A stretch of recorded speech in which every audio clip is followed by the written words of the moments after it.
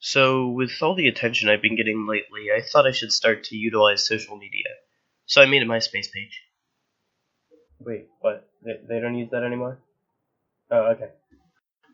Well then, GeoCities it is.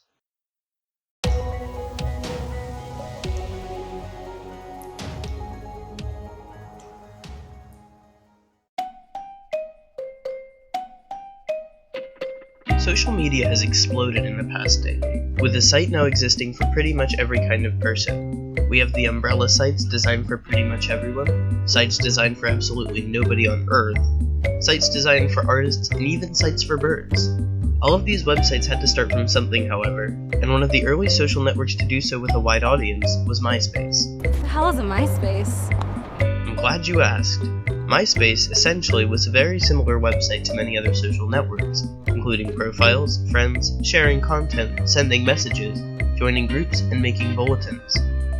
It sounds handy enough, but how did MySpace get so popular? Especially when other websites at the time had the same features, and what changed to cause MySpace to fall? Back towards the end of 2003, a popular website existed known as Friendster.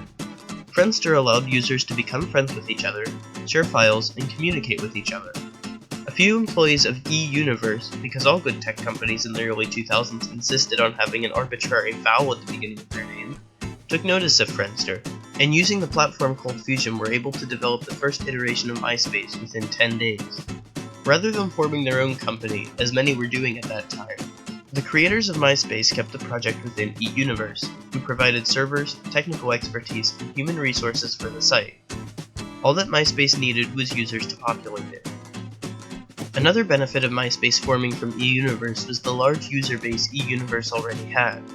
By advertising their social network to the users, MySpace was able to grow larger than most other networks at the time.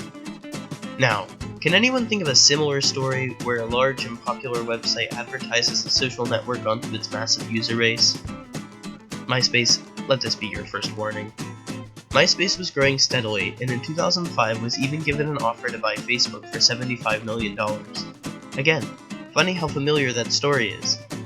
Also happening that year, the parent company of Fox, Rupert Murdoch's News Corporation, bought MySpace for $580 million, and in less than a year, it was at near triple that value. By 2007, MySpace was valued at $12 billion, but was about to be overshadowed by an even faster growing competitor. One of the biggest flaws MySpace had compared to Facebook and Twitter was that it didn't introduce features nearly as often. MySpace's audience was mainly grown by attracting, but not as much retaining new users, while Facebook mainly grew by constantly improving the user experience. MySpace wasn't nearly as free to do so, however, mostly due to an advertising agreement with Google, requiring more ads to exist on the website, additionally making it slower and less pleasant to use.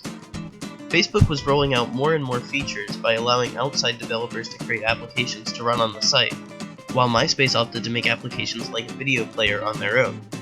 Consequently, when trying to keep up with Facebook with such limited developmental resources, many of the MySpace versions of applications were buggy and slow. MySpace also had serious problems with many forms of bullying and other rude behavior, with little action taken to stop it. Many people fled the unpleasant community of MySpace to the more controlled and safer Facebook. MySpace did, however far too late, try to take action against its flaws in 2009 when the website was finally redesigned. The only problem being that people actually hated the redesigns more than the issues intended to be resolved. Again, very similar to another website I know. MySpace even tried to market itself as a companion to a Facebook account rather than a competitor, but to no avail. After the amount of users plummeted in 2011, MySpace was sold for $35 million. It's worth noting that at its peak, it was worth $12 billion. In 2013, MySpace was relaunched, now branded as a way for celebrities and their fans to connect. Recently, MySpace was bought by Time Inc., but other than that, not much has happened to the platform since. While now mostly the butt of everyone's jokes, MySpace incredibly was once an actually popular site on the web. While that has changed, it can't be denied some of the things MySpace gave us.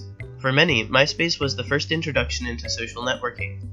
MySpace was even the birthplace of some early viral video.